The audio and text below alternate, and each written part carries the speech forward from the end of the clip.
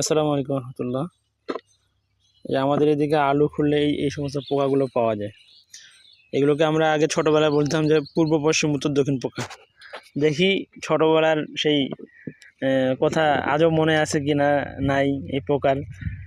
পূর্ব দিকে দেখি, পূর্ব দিকে বললে পূর্ব দিকে হারে কি হারে না, পূর্ব পশ্চিম পশ্চিম পোকাটা মানে মরে গেছে। দেখি আরেকবার, না না জীবিত আছে। হ্যাঁ, যে পশ্চিম উত্তর